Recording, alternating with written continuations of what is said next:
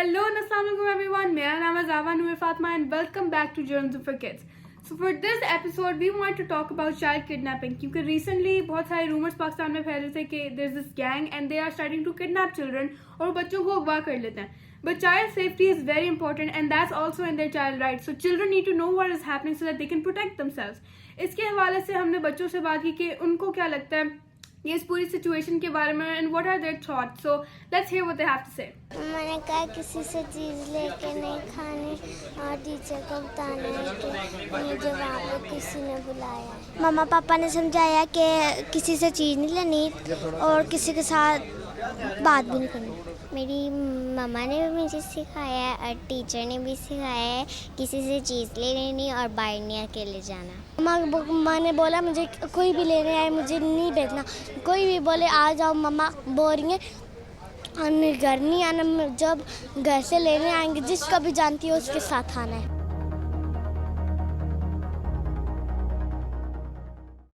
So आप लोगों ने बच्चों की बात सुनी कि उनको क्या लगता है and what have their parents told them. But now let's listen to the parents के what do they think about this entire situation. How will they protect their kids. हम लोग खुद लेने जाते हैं और बगैर पूछे तो वो स्कूल वाले भी बाहर नहीं आने देते. एक ये नहीं समझाया और दूसरा ये कि किसी से कुछ लेना नहीं है. पहली बात है बच्चों को मैं बाहर निकलने नहीं देती हूँ.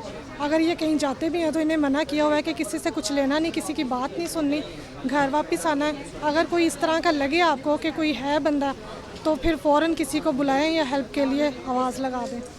पेरेंट्स को ये मैसेज है मेरी तरफ से कि जैसे मैंने अपने बच्चों को समझाया है कि बेटा किसी से भी कोई चीज़ लेके नहीं खानी है और ना स्कूल में किसी से चीज़ लेके खानी है ना बाहर किसी से चीज़ लेके खानी है और सीधा स्कूल जाना है. और स्कूल पहले मैं छोड़ जाता था लेने, वो कोई भी नहीं जाता था, वो खुद चल के आ जाते थे. जब से ये पता चला है तब से मैं खुद जाके स्कूल से लेके घर छोड़ के तो फिर जाता हूँ. बच्चों को यही बताया हुआ है कि आपको लेने के लिए मामा या बाबा के अलावा कोई भी लेने के लिए आपने उसके साथ नहीं जाना. कोई भी कहता है कि आपके घर से मैं आया हूँ लेने के लिए, आपने उसके साथ नहीं जाना. बिल्कुल ऐसा ही है कि बच्चे किडनैप हो रहे हैं. मैंने तो अपने बच्चों को ये कहा है कि जब तक स्कूल में कोई भी उनको लेने ना जाए या फिर घर से कोई भी लेने ना जाए तो बच्चे किसी के साथ भी ना आए. कोई ऐसा अनजान शख्स जो मिले उससे कोई भी चीज़ लेके ना खाएं. तो ये कि इस सिलसिले में सिर्फ वालिदैन की ज़िम्मेदारी नहीं है कि ये हुकूमत को भी इस हवाले से कुछ ना कुछ इक़दाम करने चाहिए कि वरना ये जो है ये लॉन्ग टर्म तक चलेगा. जी हमने अपने बच्चों को प्रिकॉशंस दे दिए हैं और वैसे भी वो इंडोर ही रहते हैं, घर से बाहर नहीं जाते. कहीं आना जाना होता है हम खुद पिक एंड ड्रॉप करते हैं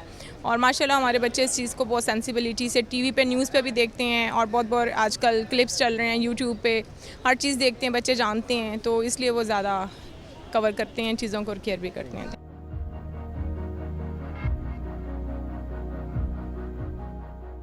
तो आप लोगों ने पेरेंट्स की बात सुनी कि what is their take on this. Now let's talk to a senior police officer and see is this actually happening or are these just rumors. Let's find out. बदकिस्मती से कुछ गैर ज़िम्मेदार अनासर की सोशल मीडिया पे फैलाई गई अफवाहों के नतीजे में पंजाब के मुख्तलिफ़ शहरों में वक्तन फ़वक्तन बच्चों के अगवा की जो रूमर्स हैं वो फैलती रहती हैं. सबसे पहले ये सिलसिला गुजरांवाला से शुरू हुआ, फिर उसके बाद लाहौर के बारे में अफवाहें फैलाई गईं, कुछ गैर तस्दीक शुदा वीडियोज़ भी अपलोड की गईं और ये बताया गया कि ये कुछ ख़वातीन हैं जो बच्चों को अगवा कर रही हैं. उसके बाद जब वो थोड़ा सबसाइड होने लगा तो फिर इसी तरह का मामला मंडी बहाउद्दीन के हवाले से शुरू किया गया. बदकिस्मती से पंजाब पुलिस की तरफ से बार बार जो इसकी तरदीद के बावजूद मैंने बहुत सारे मीडिया चैनल्स पे इसकी तरदीद की बतौर तर्जुमान पंजाब पुलिस. उसके बाद CCPO लाहौर साहब ने ऑन कैमरा इसकी तरदीद की स्टैटिस्टिक्स के साथ.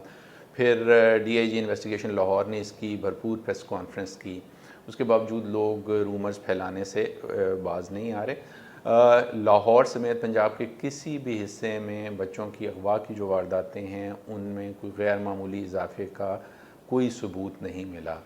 हमारे पास जो बच्चों की से मुतालिक जराइम हैं उनकी मॉनिटरिंग का एक भरपूर इंतज़ाम है. वो मॉनिटरिंग जो है रीजनल लेवल पे भी होती है, यहाँ पे IG ऑफिस में भी वो होती है और हर वो शिकायत जो बच्चे के गायब होने की हमें मिलती है उस पर मुकदमा दर्ज कर लिया जाता है. और शायद यही वजह है कि उनमें से 80% मुकदमे जो हैं वो शाम तक बच्चा मिलने की वजह से कैंसिल कर दिए जाते हैं. मज़ीद 15% मुकदमात जो हैं वो कुछ अरसे के बाद जो हैं वो बच्चा मिल जाता है, घर से नाराज़ होके गया होता है, किसी रिलेटिव या दोस्त के यहाँ चला गया होता है, तो वो सिर्फ 5% ऐसे मुकदमात हैं जो सीरियस तफ्तीश के मुतकाज़ी होते हैं। अब तक सिर्फ 57 बच्चे हैं, 57 बच्चे हैं लाहौर में इस पूरे साल में जो अभी तक गुमने के बाद अभी तक नहीं मिले और उनकी तफ्तीश जारी है। So like the police officer said, these are just rumors and this is not actually happening. Now you know the power of rumors and how it can put everyone into panic. But child rights and child safety is always important, so you should be aware on them and you should know, and you should also tell other children about these things that are happening. So I hope you learned something from this episode. Thank you for watching Journalism for Kids. Make sure you subscribe to this channel, like this video. This is your host Sawa, signing off.